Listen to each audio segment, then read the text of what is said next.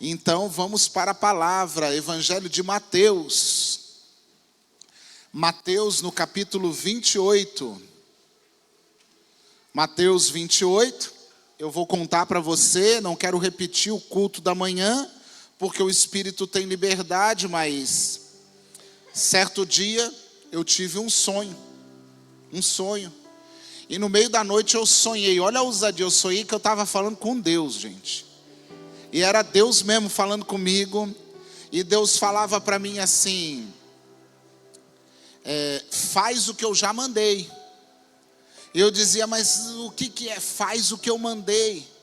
E aí, mas fala comigo, a palavra, daí eu peguei e falei para ele assim, fala a palavra, me lembra qual é a palavra. E aí ele disse assim, prega Mateus 29. E sabe quando você acorda daquele sonho, se questionando?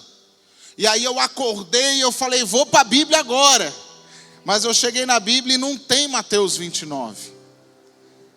Mateus acaba no 28. Mas ele acaba com uma simples mensagem. Ide e fazei discípulos. Se no 28 ele acaba dando uma ordem, o 29 é só cumprir a ordem. É só continuar a história. E em nome de Jesus, o que eu espero com a palavra de hoje é que você entenda que o teu chamado também é fazer Mateus 29. Porque o teu chamado é cumprir princípios e obedecer à voz do Senhor. Amém? Mateus 28, versículo 18, eu quero ler com você.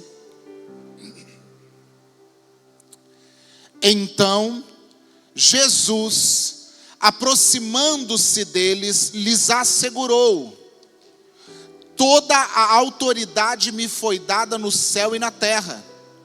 Portanto, ide e fazei com que todos os povos da terra se tornem...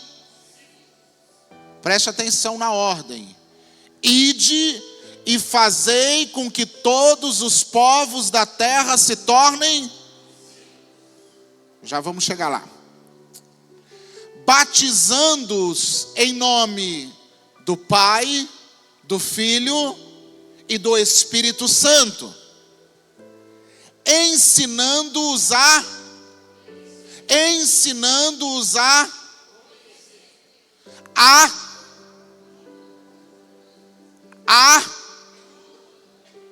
não é só o que eu quero,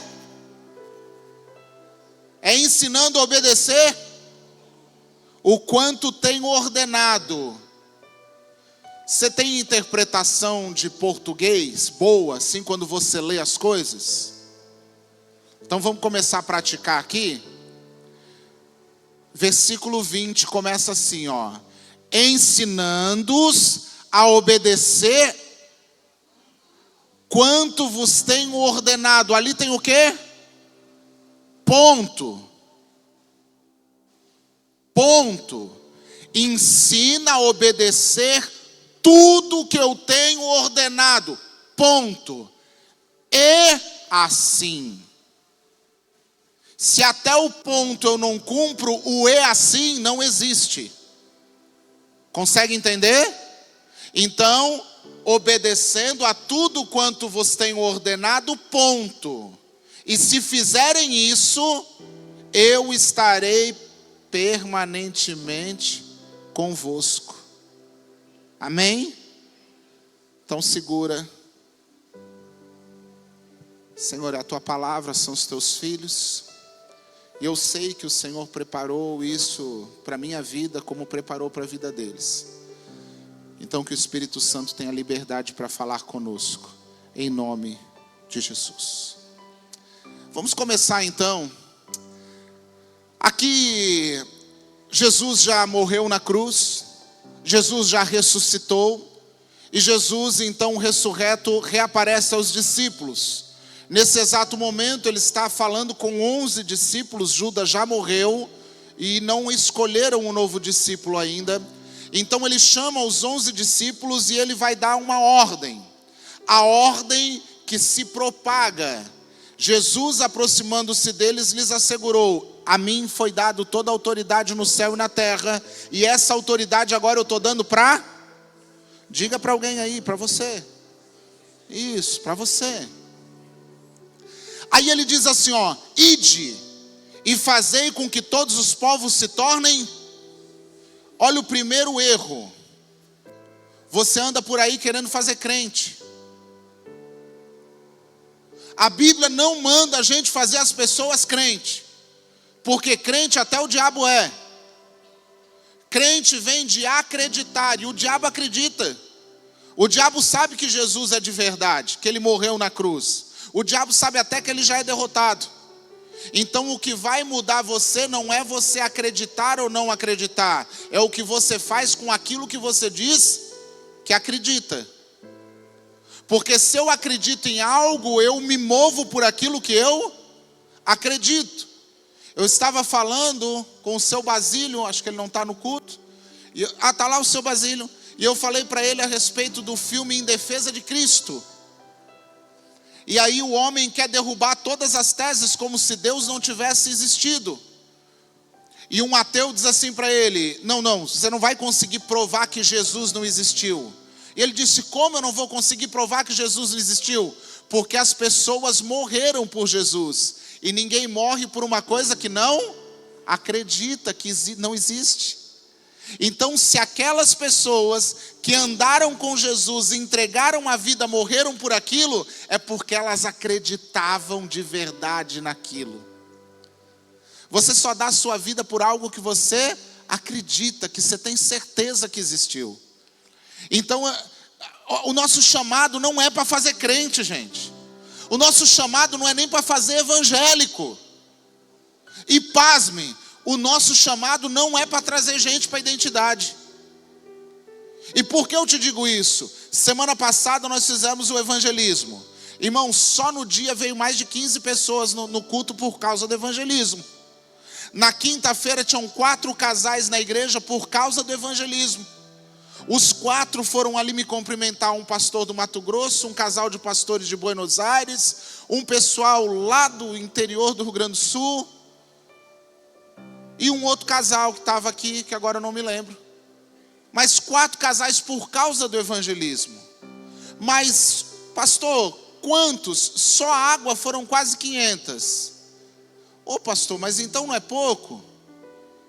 Tinha 15 pessoas, mais 4 casais, 8, umas 20 e poucas. Irmão, não tem nada a ver com trazer para a igreja, tem a ver com levar para Jesus. Eu sei que 80% da água, dos bilhetes, das pessoas que nós abordamos, nem moram aqui, irmãos. Eles vão embora. Mas o que me importa não é se eles vão vir na igreja, o que me importa é se eles vão procurar Jesus. O que me importa é se lá, talvez ele passou o dia inteiro, aquele dia na praia bebendo. Talvez ele passou o dia inteiro na praia afogando as mágoas, esquecendo uma crise, um problema. Mas se por causa daquela água que dizia assim, ó: se tu beberes dessa água que eu agora te dou, você voltará a ter sede. Mas se beber da água de Jesus, nunca mais terá sede. Irmão, se ele chegar em casa e falar assim, ó: eu quero saber que água é essa, eu vou procurar uma igreja, já valeu a pena.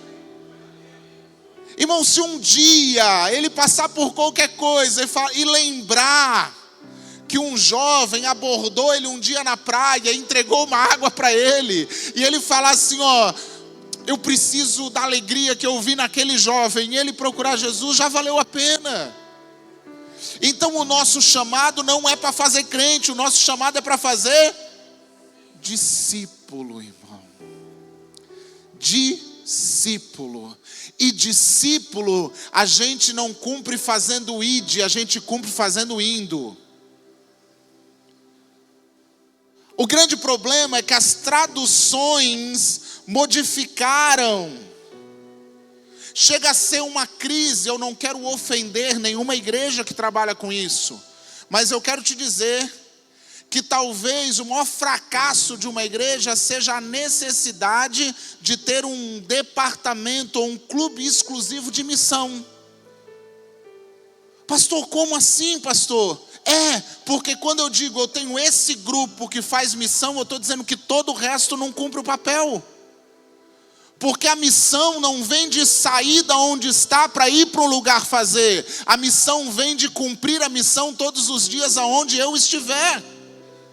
Deus não erra endereço, então Deus te plantou exatamente no lugar onde Ele espera que você faça a diferença. Deus te colocou exatamente num cenário, numa geografia onde pessoas que querem conhecer Jesus vão cruzar o teu caminho.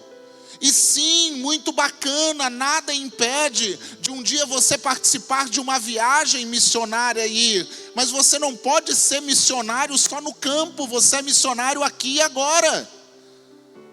Quando eu digo eu preciso de um departamento de missão, eu estou dizendo todo o resto da igreja não sabe o que fazer. Então eu preciso selecionar algumas pessoas que façam o que era para todo mundo estar fazendo. É indo e fazendo discípulos. E onde é que eu vou fazer discípulo, pastor? Primeiro aonde? Em casa. Porque não dá para fazer discípulo dizendo faça o que eu falo, mas não faça o que eu faço. Discípulo, a gente precisa dizer assim, olha, eu sou estragado, gente. Eu tenho um monte de problema, mas eu estou tentando acertar. Então pode olhar para mim. Sabe, quando Pedro e João falam para aquele aleijado, olha para mim, ele não está dizendo olha para mim porque eu sou perfeito. Ele está dizendo olha para mim porque eu conheço o caminho. Olha a ousadia. Paulo chora pelo espinho que ele tem na carne. Paulo, ele se lamenta dizendo, maldito homem que eu sou. O bem que eu desejo eu não faço, e o mal que eu abomino eu faço. Mas o mesmo Paulo diz, sejam meus imitadores, assim como eu sou de Cristo. Porque Paulo não está dizendo me imita porque eu sou bom, me imita porque eu sou perfeito. Paulo está dizendo pode me imitar porque eu estou tentando. E todo dia eu estou tentando. Irmão, deixa eu te contar uma coisa. Eu tenho muito defeito. Eu tenho muita coisa para melhorar. E tenho certeza que um dia eu vou te decepcionar. Tenho certeza absoluta, irmão. Até porque se eu tentar não te decepcionar, eu vou decepcionar alguém que está do teu lado. Porque a tua expectativa não é a mesma da pessoa do lado. E se eu me mover por suprir expectativa, eu não obedeço a Deus. Então eu tenho certeza que eu vou te decepcionar. Mas mesmo com essa certeza eu te digo, pode olhar para mim. Pode tentar ser meu imitador como eu estou tentando ser dele, porque eu tenho certeza que eu vou errar, tenho certeza que eu vou te decepcionar, tenho certeza que você não vai me amar a vida toda, mas uma coisa é certa, eu estou tentando. Eu estou tentando, irmão. E se tiver que pedir perdão, eu peço. Mas tem uma coisa, não espere viver sendo agradado, irmão.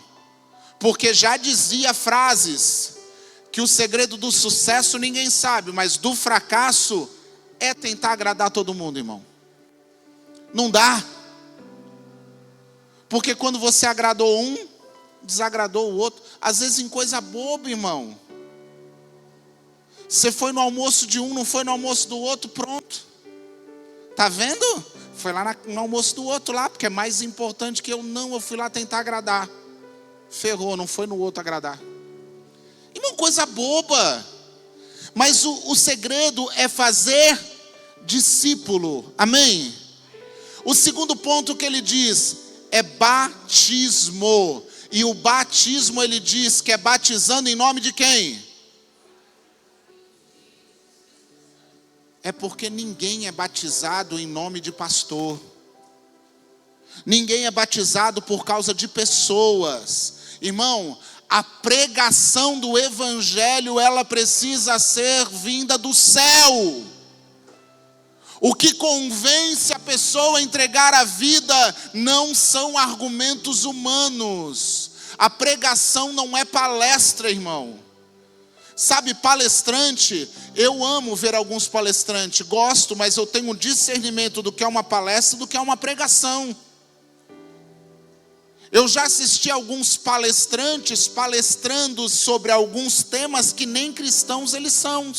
Mas naquele tema, por exemplo, profissional, ele é especialista. Eu assisto uma palestra e eu preciso discernir isso, não misturar uma coisa com a outra. Porque sim, eu posso pegar um ateu, posso pegar até um satanista que tenha conhecimento, e ele vem aqui e fica 2 horas, irmão. Com persuasão, com eloquência, prepara uma boa palestra, ministra para você, e você sai daqui ainda dando glória a Deus. Mas como assim? É porque a gente não tem conhecimento para saber separar o que é Bíblia e o que não é Bíblia. E a gente está vendo um monte de palestrante virando pastor. E o batismo é por causa do Pai, do Filho e do Espírito Santo, irmão. A palavra de Deus, ela não é coach. A palavra de Deus, ela continua sendo a palavra de Deus. Ela vem por revelação. Ela vem pela ministração da palavra. Ela vem por uma direção do céu. Ela vem quando ela encontra um espírito para receber, não quando ela encontra um intelectual para receber. A palavra de Deus, ela só dá fruto onde ela encontra terra fértil. Então é batizando em nome do Pai, do Filho e do Espírito Santo. Amém? Isso. Aí agora que pega. Ele diz, ensinando-os a obedecer tudo. Irmãos, vamos lá. Eu falei domingo e eu falei quinta.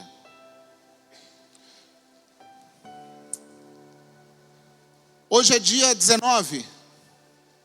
É 19. O teu devocional está em dia? Olha, dia 19 ainda, irmão. Porque se em 19 dias tu já atrasou o devocional, é porque o que tu escreveu ali não é verdade. Em que capítulo já está? Em que livro da Bíblia você já está? Porque você escreveu lá que é ler mais a Bíblia esse ano. Nós estamos no dia 19, você já leu pelo menos Gênesis todo. Porque em 19 dias, pelo menos o livro de Gênesis todo você já leu, você já está em Êxodo. Porque você falou que ia ler a Bíblia toda. Agora eu falei domingo e falei quinta. Quem não estava nem domingo e na quinta escapou. Mas domingo e quinta eu falei, eu pedi por favor, esse ano, tragam caderneta e tragam caneta para anotar. Irmão, como é que eu vou ensinar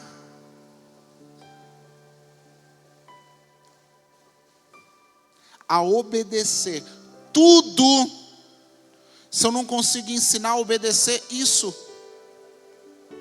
Como é que eu vou ensinar a obedecer tudo quanto Ele tem mandado, se eu não consigo ensinar a trazer uma caderneta e uma caneta para o culto, gente?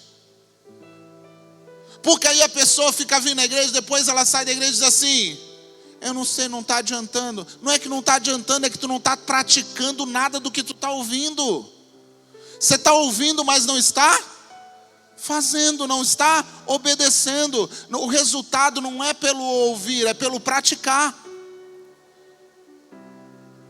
Escuta uma coisa, se eu falar para você trazer uma agenda, um papel, uma caneta e você não faz, como é que você vai fazer se eu falar para você assim, sabe o que a Bíblia diz? A Bíblia diz assim, ó, se alguém te der um bufetão, um tapaço no meio da sua cara, você não revida, você oferece o outro lado.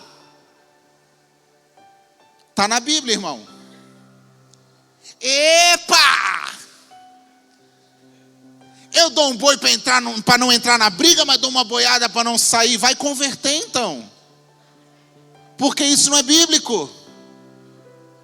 Eu não vou levar desaforo para casa, isso não é bíblico. Deixa eu te falar mais. A Bíblia diz assim, ó. Se alguém te mandar andar 1 milha, ande 2. Como assim? Eu nem estou indo para aquele lado, eu não sou obrigado a ir só para... Ei. Irmão, sabe de onde vem isso? Se mandar andar 1 milha? É porque assim, ó, no Império Romano, presta atenção para você saber de onde é que vem essas coisas.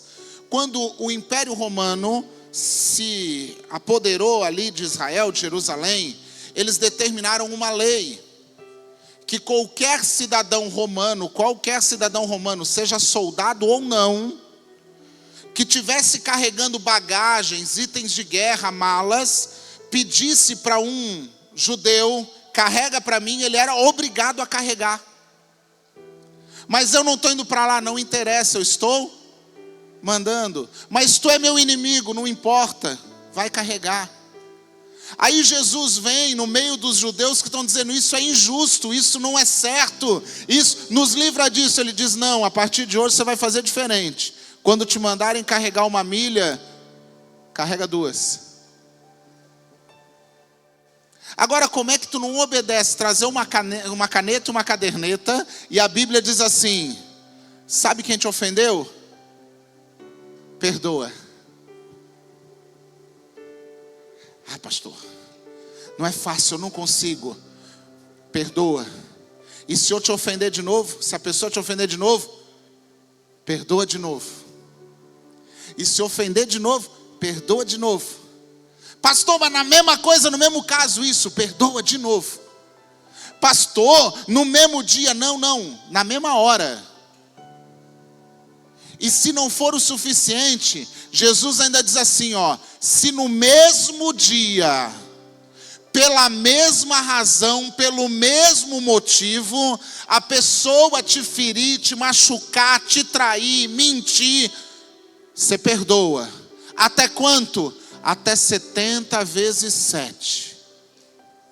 No mesmo dia. Agora 70 vezes 7 seriam 490. Então você não quer perdoar uma, a Bíblia diz para você perdoar? Isso, não. Também não. Isso era uma numerologia bíblica, não numerologia mística. Por quê? Porque o 7 é o número da perfeição. Então quando ele fala em 70 vezes 7, ele não está querendo chegar numa multiplicação. Ele está dizendo infinitamente, eu estou usando números perfeitos, para você entender. Não é 490, é quantas vezes forem necessárias, mesmo que passe dos 490. Porque o que eu estou dizendo é que o teu papel é perdoar, haja o que houver, seja com quem for. Como é que eu vou fazer discípulo se eu não obedeço nem a caneta? Se eu não obedeço nem a caderneta? Como é que eu vou fazer discípulo se eu não aceito? Se eu não vivo, se eu não coloco em prática? Aí depois eu vou dizer assim, pô pastor, já fui em 2 retiros, não adiantou nada. Não adiantou porque o retiro, não adiantou porque você não praticou. Pastor, eu já fiz alguns propósitos de quinta-feira, parece que Deus não me ouve. Parece que Deus não ouve e você não muda.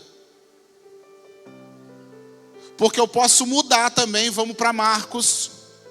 Evangelho de Marcos, vou mudar o evangelho para ver se fica mais leve para nós, amém? Isso, Evangelho de Marcos, capítulo 16.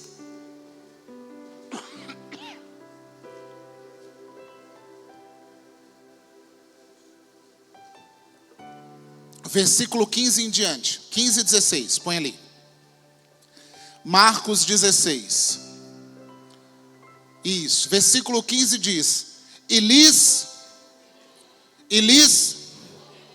enquanto estiverdes pelo mundo inteiro, proclamai o evangelho a toda criatura. Aquele que for, será salvo. Mas ele diz mais: todavia quem não, será condenado. Eu já volto aqui, vamos no 19. Coloca no versículo 19. Isso. Concluindo, depois de lhes ter orientado, o Senhor Jesus foi elevado aos céus, assentou-se à direita de Deus. Então os discípulos Então os discípulos fizeram o quê? E onde? Por toda parte. E o Senhor, mas o Senhor só cooperava depois do quê? Depois que eles obedeceram. E confirmando-lhes a palavra com sinais que acompanhavam. Vamos lá? Novamente ele diz, enquanto estiverem indo. Enquanto estiveres indo pelo mundo inteiro. Ô bênção. Da onde que vem a ideia de que eu preciso ir para outro lugar pregar o evangelho? Deixa eu dizer uma coisa para você. A tua casa faz parte desse mundo, tá? O teu trabalho ainda está no planeta Terra. Então, ide por todo mundo, inclui a tua casa. Indo e pregando o evangelho por todo o mundo inteiro. É no nosso trabalho. É dentro da igreja, para alguém que está do teu lado. É dentro da tua casa. Mas sabe qual é a nossa dificuldade? É que o evangelho que eu estou pregando através do meu testemunho não convence nem eu mesmo a mudar. A nossa dificuldade é que pregar o evangelho é metanoia, é mudança de mente, transformação de caráter, logo mudança de conduta. As pessoas estão olhando para o nosso testemunho dizendo, esse evangelho eu não quero. Porque eu acho que pregar o evangelho era abrir a boca e falar. Quando na verdade o meu testemunho fala mais alto do que as minhas palavras. As pessoas seguem mais o que vê em mim do que ouve de mim. Então pregar o evangelho é o patrão que os funcionários, colaboradores desejam fazer uma visita na igreja que ele vai porque vê o caráter dele. Pregar o evangelho por todo lugar é o lugar onde eu estou, as pessoas falarem, alguma coisa em você é diferente, eu queria conhecer isso aí. Mas por outro lado as pessoas estão olhando para nós e estão dizendo, mas se for para ser crente desse jeito? Porque a gente está esperando que pregar o evangelho é se o pastor me chamar para ir terça-feira distribuir a cesta básica, eu vou junto. Porque eu estou achando que pregar o evangelho é fazer caridade. E caridade os espíritas também fazem, fica tranquilo. É desencargo de consciência.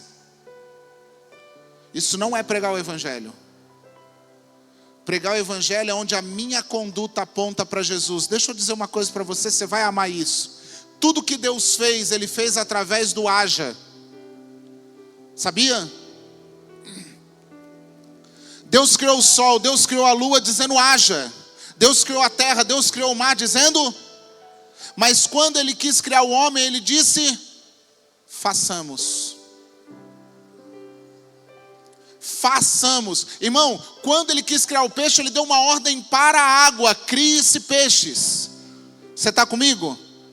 Isso, quando ele quis criar as plantas, Ele deu uma ordem para a terra, que hajam pastos verdejantes, ervas e árvores. Mas quando Ele quis criar o homem, Ele disse, façamos. Ele não disse para a terra, produza o homem. Mesmo o homem vindo da terra, Ele disse, eu vou meter a mão. Eu quero moldar ele, eu quero a minha impressão digital nele. Eu quero tocar ele, eu quero moldar ele. Eu quero que ele tenha o meu toque, a minha sensibilidade. Eu estou fazendo o homem. Eu não estou dando uma ordem para ver o homem. E mais do que isso, quando o homem estava pronto, Ele soprou a essência dele no homem. Você não entendeu ainda, irmãos? não é para as pessoas ouvirem você falar de Jesus, é para as pessoas verem Jesus em você.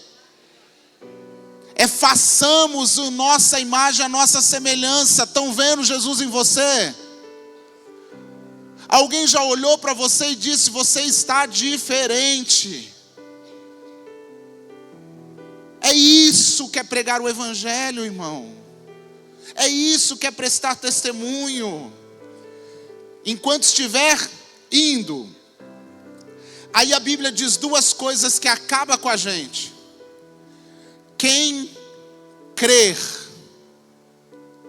Quem crer.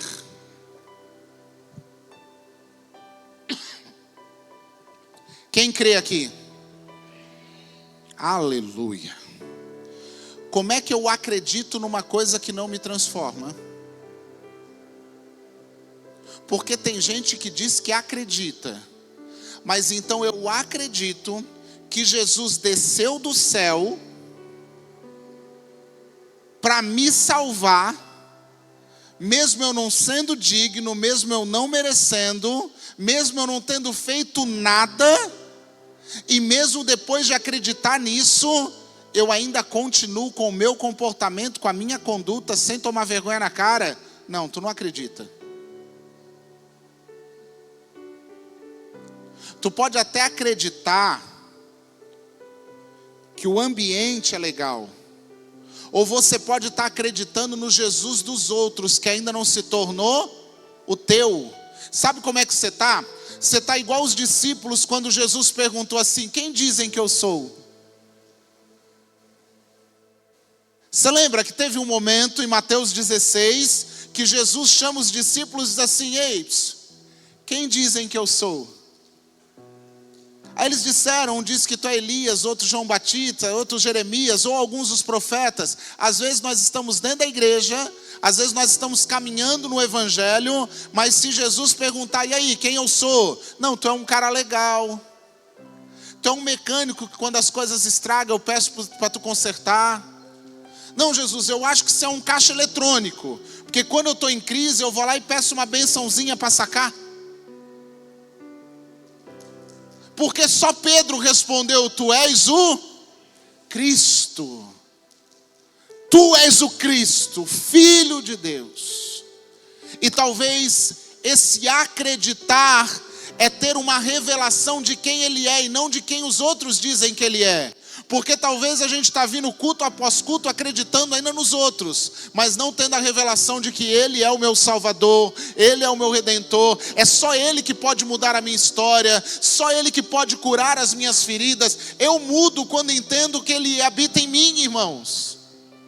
Deixa eu te dizer mais, a Bíblia diz que quem crer e for batizado será salvo, amém? O que é batismo? Pá, pastor, é confissão pública de fé. Legal, é bonita essa resposta. Batismo é morte, irmão. Batismo é morte. É morrer para mim mesmo e renascer do... Como é que alguém renasce do Espírito e continua a mesma porcaria de antes? Como é que alguém renasce do Espírito, mas continua com as mesmas práticas de antes? Das duas, uma. Ou não morreu, ou não acredita no que fez. Batismo é morte, irmãos. Já não sou eu quem vive, mas Cristo vive em mim.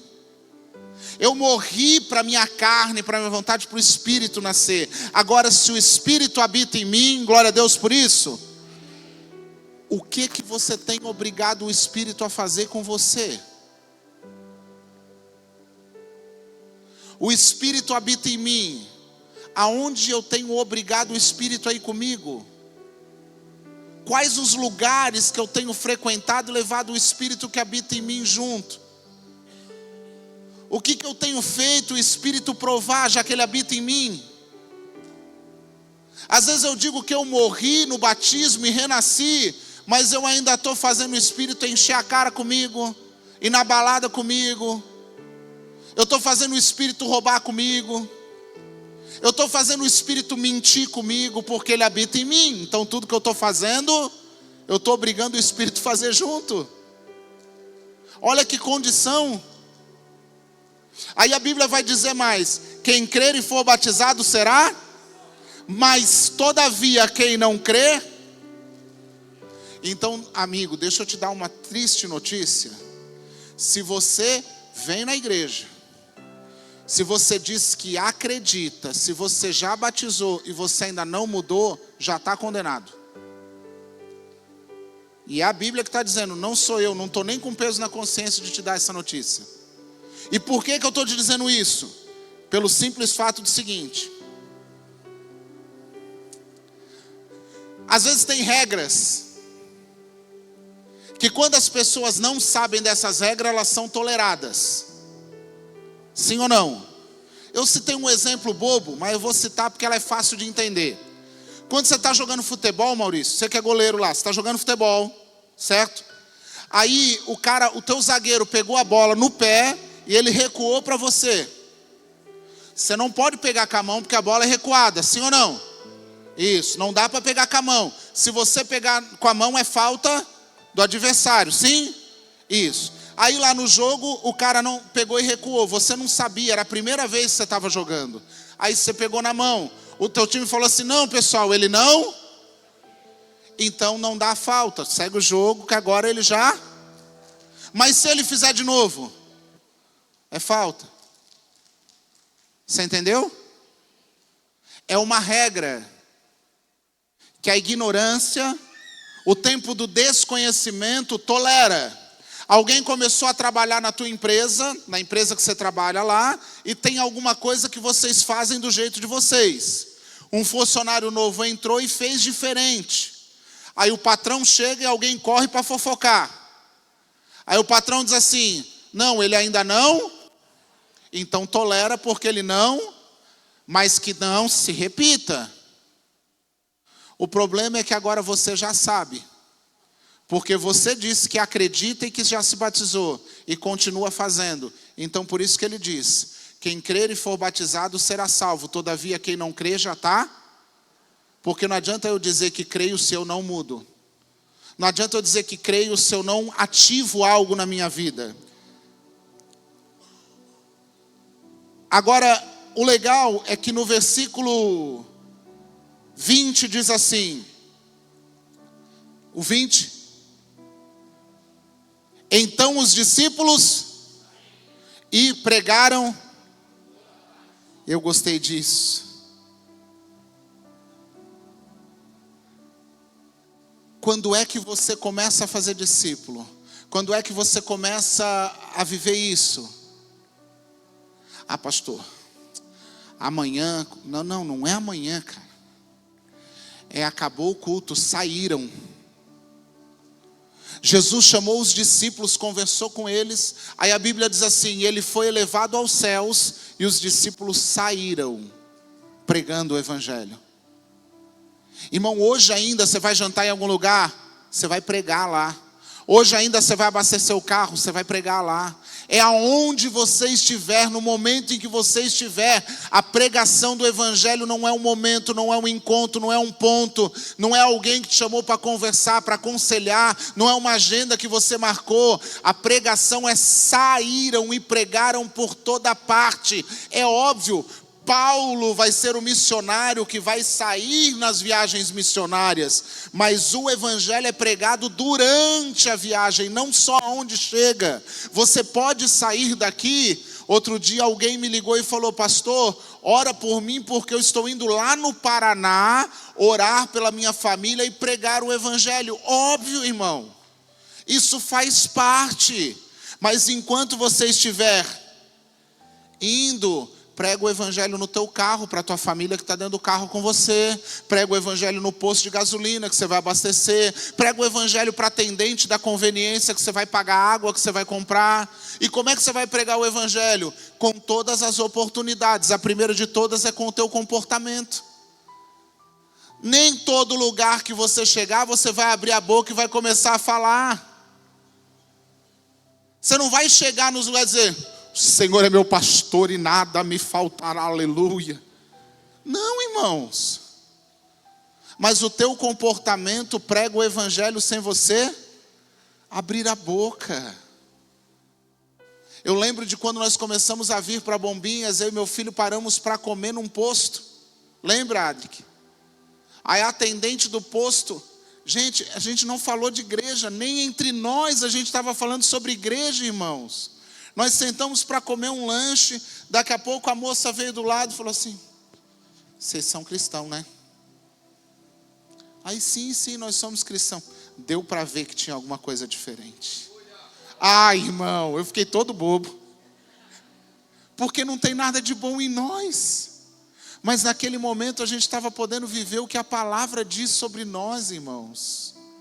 E não é um pedido, é uma ordem. Agora, quer entender uma coisa? Se você acha que a palavra está ruim, está dura, essa é a mensagem dos 4 evangelhos.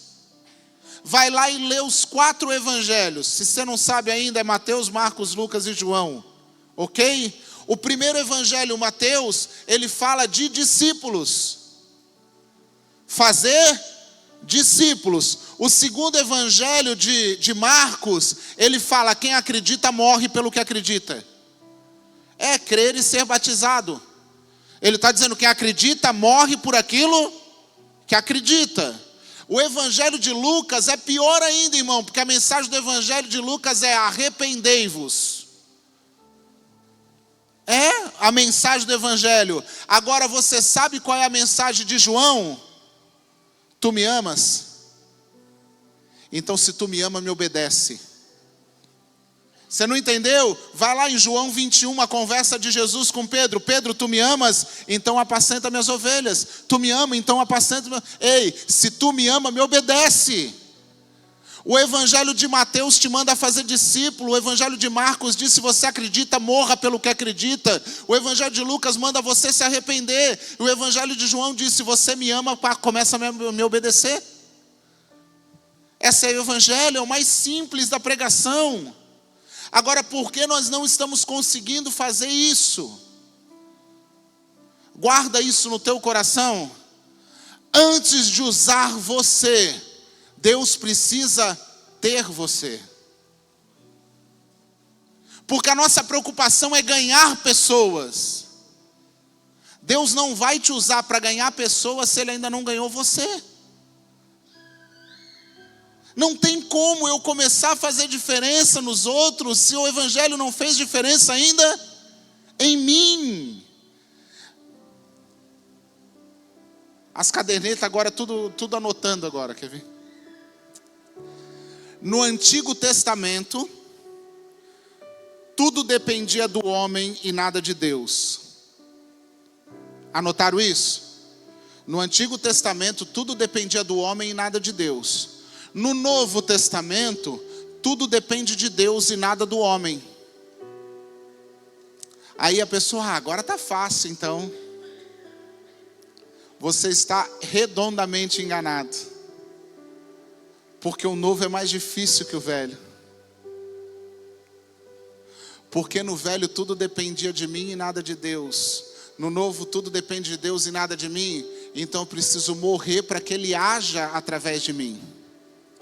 Porque senão no Novo Testamento é eu tentando fazer aquilo que só Deus pode fazer. É eu botando a mão para fazer do meu jeito, quando eu deveria estar deixando Deus fazer do jeito dele. É eu dizendo ainda que eu posso, eu faço, eu consigo, quando na verdade eu deveria estar me desarmando para que Ele possa fazer. O Novo Testamento não é uma liberação para você perder responsabilidade. É um chamado para aumentar a tua responsabilidade. O meu papel agora é ter Ele em mim. Porque no Antigo Testamento era o anjo que vinha. Então dependia do homem fazendo. Quando Deus queria fazer, o anjo descia. Amém? Isso. Mas agora Ele habita em mim. Então no Novo Testamento tudo depende de Deus e não de mim. Então só vai romper na minha vida quando é Deus fazendo e não eu fazendo. É por isso que tem um monte de gente querendo fazer e não vai. Por quê? Porque está querendo fazer o que Deus pode fazer. Deus primeiro precisa trabalhar em você para depois trabalhar através de você. É muita gente querendo mudar a vida dos outros sem mudar a própria vida. Você já reparou como as pessoas têm solução para tudo na tua vida, só não tem na vida delas? Eu coloquei uma frase essa semana que Deus deu e já acharam que era indireta. Alguns já, tá tudo bem, pastor? Irmão, tá tudo bem. Não é indireta. Tem as frases que Deus dá e a gente coloca lá. Eu coloquei a frase assim, ó.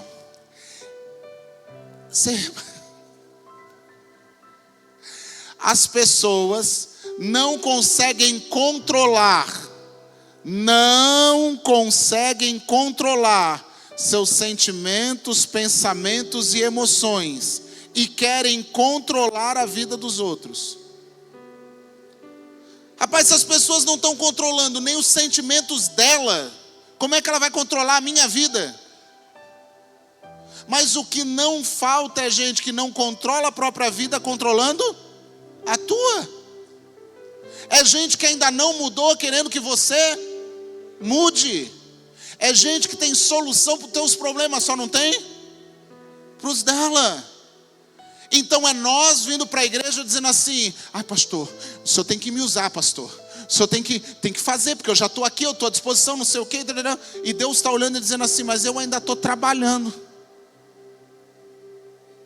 Porque antes de mudar a vida dos outros através da tua vida, Deus deseja mudar a tua vida. Porque a mudança da tua vida já vai ser o teu testemunho para mudar a vida dos outros. Então é muita gente falando de coisas que não vive, que não experimenta. Irmão, está cheio de gente falando que tem que ler a Bíblia e não para ler. Está cheio de gente aconselhando os outros. Não, nessa situação aí você precisa orar. Orar é a resposta. Aí tu vai ver quem está falando não ora. Funciona para os outros, mas não põe em prática na própria vida. Não dá para explicar o futuro para quem está preso no passado, irmãos. Não tem como explicar o futuro para alguém que não enxerga, porque está preso no passado. Para viver o que Deus tem para você, guarda isso. Para você viver o que Deus tem para você, tanto as paixões quanto as dores vão precisar morrer. Porque quando a gente fala para você que Deus tem um futuro para você, a gente pensa que só as dores do passado que precisam morrer. Não, irmão, as paixões também precisam morrer. E sabe por quê? Porque se eu fico preso em dores, isso é uma limitação.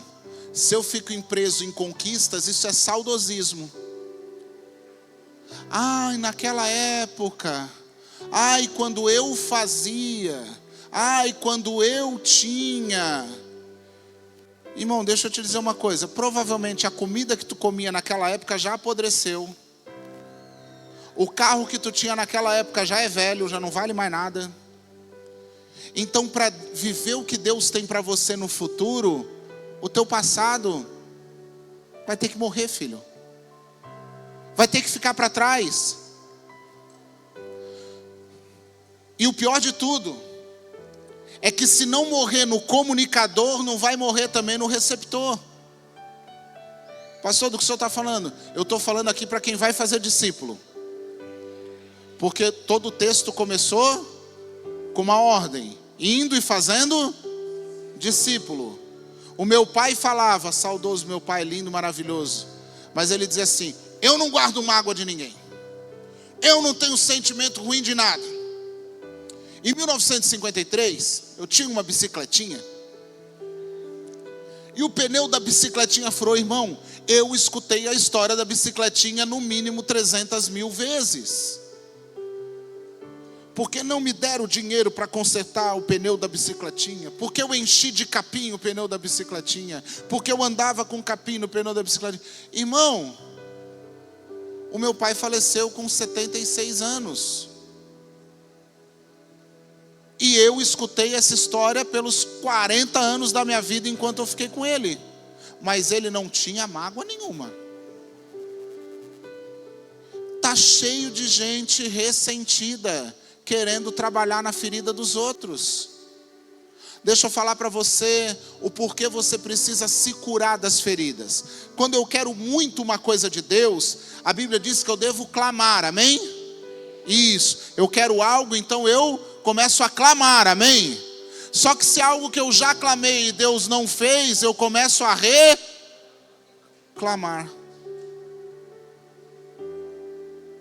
Porque eu clamo, não acontece, eu reclamo.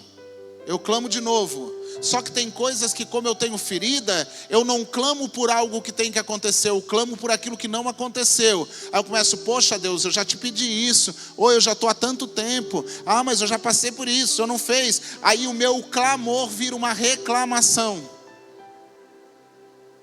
Então eu preciso entender que clamar está um fio de reclamar.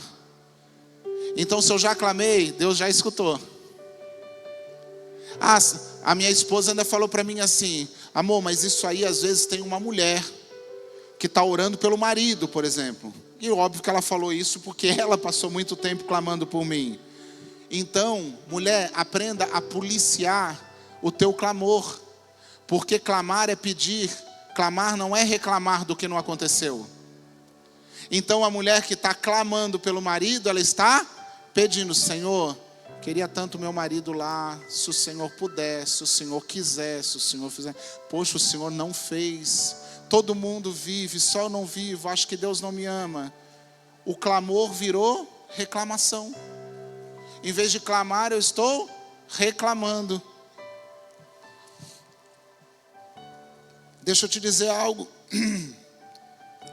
Não dá para esperar que Deus me coloque em grandes projetos sem sacrifícios. A salvação é de graça, mas viver o evangelho me custa tudo. A salvação é de graça, irmão. Mas viver o evangelho vai me custar tudo. Todas as minhas paixões, todos os meus amores, todos os laços que me prendem ao velho homem, vai me custar tudo. Nova pessoa, nova criatura, nova história, novo tempo. O passado passou, ficou para trás. E se eu não sacrificar, escute isso, porque eu já vi essa história acontecer 1 milhão de vezes. Se eu não sacrifico pequenas coisas no presente, eu sacrifico grandes tesouros no futuro. Eu já vi tanto. Está na igreja, está com Jesus, está bem. Mas isso aqui eu não vou parar de fazer, porque eu não concordo. Isso aqui eu não vou mudar, porque eu acho que não tem nada a ver. Nada a ver, eu acho que é a palavra mais falada no inferno, sabia? E a mais comemorada também. Porque o nada a ver leva um monte de gente para lá. Aí a pessoa, isso não, isso não, isso não. Quando chega lá na frente, ela não quis abrir mão de pequenas coisas, sacrificar coisas supérfluas e sacrifica tesouros. Porque depois de um tempo ela vê que está perdendo filho, está perdendo casa, está perdendo empresa. Por quê? Por coisas que era para ter consertado lá atrás, mas continuou fazendo. A rede social é um dos maiores exemplos na atualidade de discipulado. Porque na rede social as pessoas não seguem você. Você está enganado se você acha que as pessoas seguem você. As pessoas seguem elas mesmas através de você. Porque quando você vai na rede social, você segue alguém que você gosta do que ela faz, do que ela posta, do que ela escreve, do que ela gosta, do que ela come, do que ela veste. Então você não está seguindo ela, você está seguindo você nela. Você quer um exemplo de que as pessoas seguem elas mesmas? Começa a postar coisas totalmente opostas do que você posta hoje. Começa a dar suas opiniões fortes. Você vai ver um monte de gente deixando de te seguir. Eu não concordo, eu não faço. Porque as pessoas não seguem você, elas seguem elas. Em você. E eu preciso entender que se a rede social mostra o que eu gosto, fala o que eu quero, a rede social me faz rir, me faz procurar o que eu acho bonito, sim ou não? Então cuidado, porque o que você segue também fala sobre você. A rede social é um discipulado, porque dá para alguém que é cheio do Espírito Santo, um homem, por exemplo, seguir um monte de mulher que se expõe na rede social? Se eu sigo o que eu gosto nas pessoas, eu estou seguindo o quê? O que eu gosto. Dá para uma mulher comprometida seguir um monte de homem que se expõe na rede social? Ela segue o que ela gosta.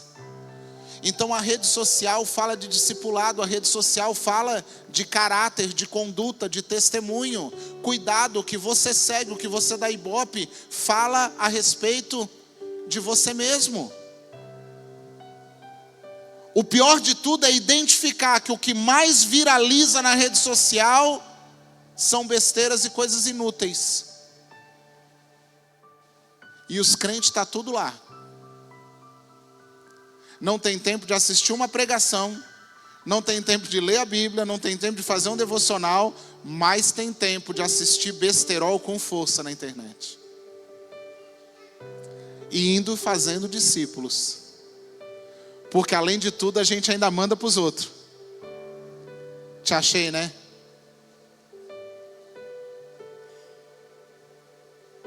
Vamos para o final? Mateus 13, 44.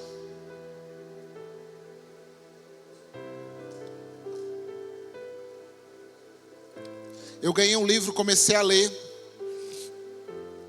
E esse texto me chamou muita atenção, porque eu confesso que é uma parábola que até os dias de hoje eu entendia de uma maneira diferente.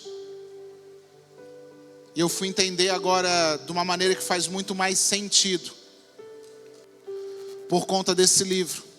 E a parábola é essa, diz assim: o reino dos céus assemelha-se a um... O reino dos céus assemelha-se a um escondido no campo. Certo homem, tendo encontrado, escondeu novamente. E então, transbordando de alegria, ele vai, vende tudo o que tem e compra aquele terreno. Irmãos, é óbvio que essa parábola Jesus está contando, falando a respeito dos céus, a respeito dos tesouros que tem no céu. Mas obviamente todas as vezes que eu li isso, eu entendia que o tesouro que esse homem encontrou era a palavra de Deus, era Jesus. Então ele encontrou Jesus, e porque ele encontrou Jesus, ele era capaz de fazer que nem o Vitor, e largar tudo e ir embora para Bombinhas, porque eu encontrei Jesus. Era o que eu entendia da parábola, mas tinha alguma coisa que não fechava na parábola. Porque a parábola diz assim, ó: ele encontrou um tesouro, Fernando, e ele escondeu o tesouro e foi vender tudo, para voltar e comprar deixa a parábola na tela, por favor. Isso. Deixa lá, ó. Então, transbordando de alegria, vai e vende tudo o que tem e compra aquele. Mas se ele já tinha um tesouro, por que ele não foi embora com o tesouro?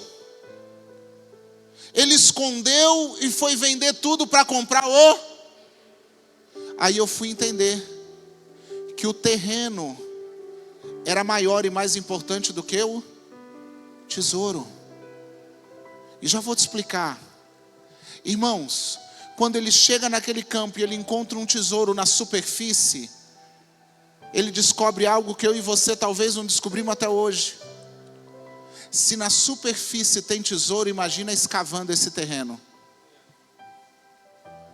Se na superfície eu já encontrei isso, imagina se eu escavar nesse terreno, se eu ir mais fundo nesse terreno. Irmãos, se você, só do pouquinho que você já conheceu da palavra, a tua vida já está sendo transformada. Imagina se você puder mergulhar um pouquinho mais fundo. Imagina se você conseguir um pouquinho mais além.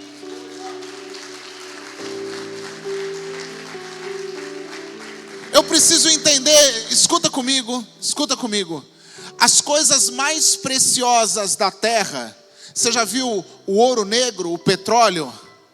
Tem que ser escavado para encontrar. Você já viu o diamante? Tem que ser escavado para encontrar. As coisas preciosas da terra, Deus escondeu nas profundezas da terra. Mas as coisas preciosas do céu, Deus escondeu nas profundezas dele. Só que ele habita em nós, então quanto mais eu descubro ele, mais eu descubro sobre mim, irmãos.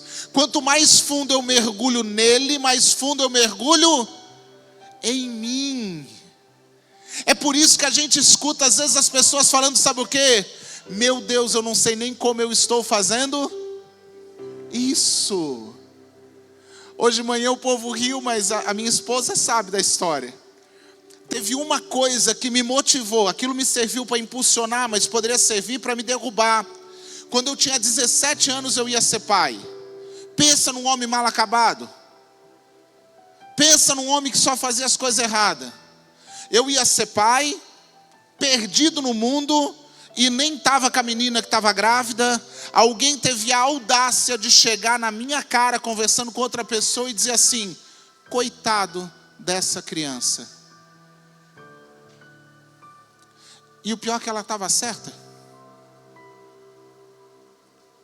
Porque coitado daquela criança que ia nascer no meio daquilo, irmãos. E coitado porque eu sei quem eu era, eu sei o que eu fazia.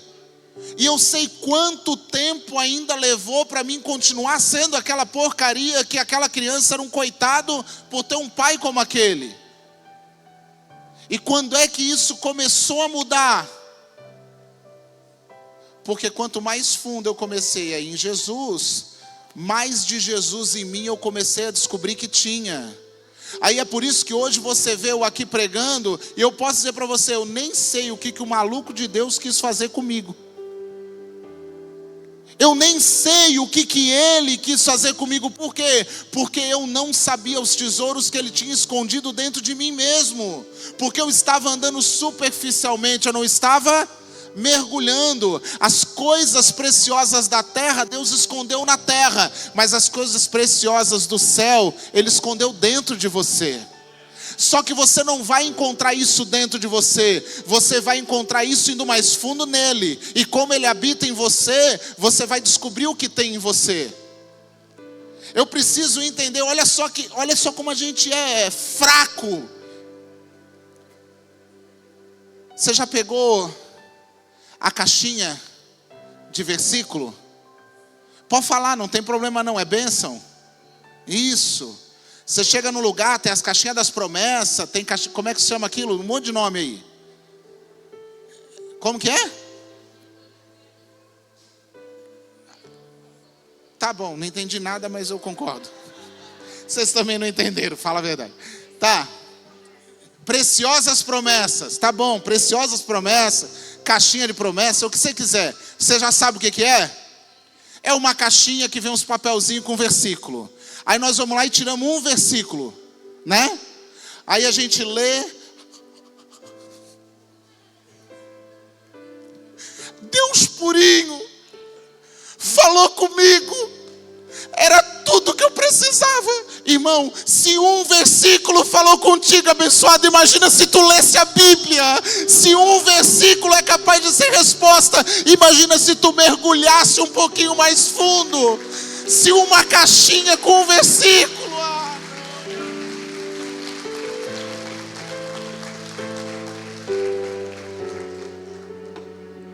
Eu tenho coragem de falar assim, ó, pastor, eu vou no culto, a minha semana tá uma porcaria, tá tudo estragado, mas eu vou no culto, eu saio da igreja. Ai, eu saio leve, eu saio melhor. Imagina se o culto da tua semana não fosse só de 2h30. Imagina se o culto da tua semana fosse todo dia, na tua casa, no teu trabalho, se fosse toda hora, onde você estivesse. Imagina se meia hora de louvor aqui já te arrepia, já te faz chorar. Imagina se você vivesse entronizado em louvores. Você está entendendo o que eu estou falando, irmãos? A gente é muito superficial, a gente é muito raso, a gente anda muito por cima. Nós somos convidados a ir mais fundo, a ter mais relacionamento, a buscar mais, entronizar mais, conhecer mais. Um versículo muda a tua vida, irmão.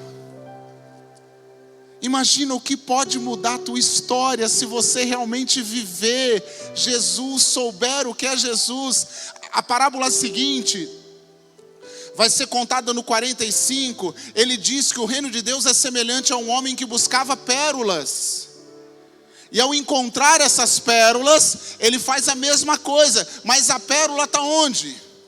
Na ostra que está no fundo do mar, que você tem que buscar, que você tem que abrir. Irmão, é um convite para você mergulhar, é um convite para você ir mais fundo, é um convite para você não desistir. A grande questão é que nós estamos aqui, o final do evangelho nos dá uma direção.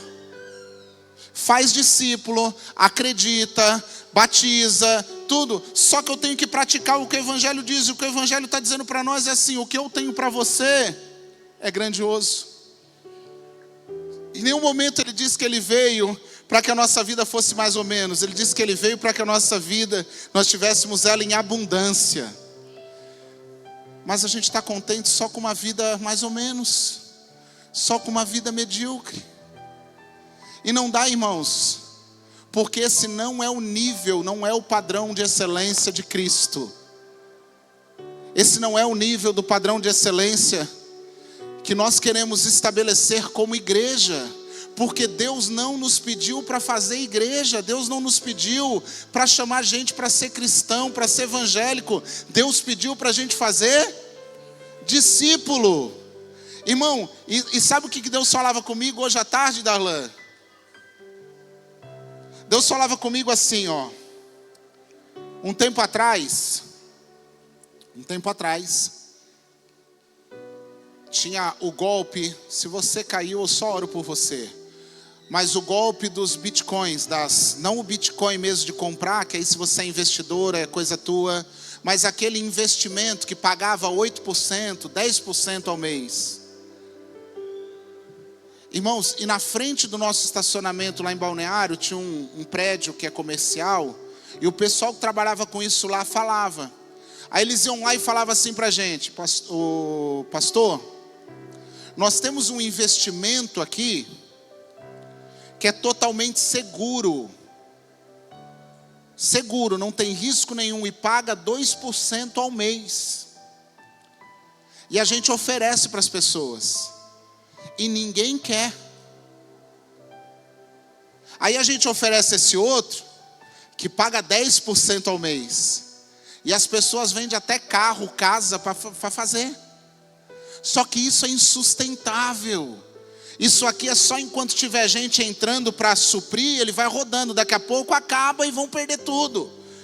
E a gente às vezes até fica com pena e fala: mas eles querem esse e não querem aquele. Porque a gente prefere acreditar nas mentiras fantasiadas de coisa boa, do que acreditar nas verdades, que vai expor a dificuldade, mas também vai garantir as promessas. O que eu estou falando para você é que a mudança do evangelho pode ser de repente. Pode, se Deus quiser fazer um milagre, Ele pode fazer de repente. Mas a tua mudança precisa ser constante. Você não vai mudar 100% de hoje para amanhã. Mas se você estiver disposto a mudar 2% ao dia, amanhã eu vou ser melhor que hoje. E a cada dia eu vou melhorando, a cada dia eu vou me transformando. Porque o poder do evangelho é a transformação que causa em você. E fazer discípulo é ser transformado para transformar. É poder ser exemplo independente do teu passado. Eu acabei de te falar, irmãos. Eu sei quem eu era, eu sei de onde Ele me tirou. Eu sei quantas vezes eu preciso falar para as pessoas que eu nem entendo o que eu estou vivendo. Porque Deus está fazendo coisas que eu nunca nem escrevi, que eu nunca nem pensei, que eu nunca imaginei. Porque agora é Ele vivendo, Ele fazendo, Ele com o governo, Ele levando. E é esse o desejo dEle na nossa vida. Quando a gente coloca a mão, a gente atrapalha o que Deus está fazendo. E Deus não pediu nem para a gente ajudar. Se a gente não atrapalhar, a gente já está fazendo muito. Só que a mudança não vai ser um dia que vai chegar. A mudança começou hoje, quando você veio para o culto. O teu discipulado não vai ser um dia que você vai começar a fazer com alguém. O discípulo você está fazendo hoje, tem alguém do teu lado. Quando eu falei que eles saíram pregando, sabe o que vai acontecer? Quem está acompanhado aí? Com a esposa, com o filho, com alguém? Isso. Começa agora. Sabe por quê? Quando você sai aqui da igreja, a tua esposa que está do teu lado, ela já vai dizer, poxa, mas espera aí, o teu comportamento não parece com aquilo que foi pregado. Então você não está fazendo discípulo e pregando o evangelho que nós acabamos de ouvir. O teu marido, mulher, vai falar para você, nós acabamos de sair, a Bíblia diz, e saíram e pregando por toda parte. Mas aí eu olho para o lado e diz assim, mas não parece que tu está pregando, porque o que nós vimos lá é diferente do que eu estou vendo aqui. Então fazer discípulo, acreditar até morrer pelo que acredita, arrepender das coisas, e se você me ama, me obedece, são mandamentos dos evangelhos de Cristo. E se nós queremos viver baseado nos tesouros que Deus tem para nós, é nesses mandamentos que nós vamos conseguir ir mais fundo. Você pode ficar de pé?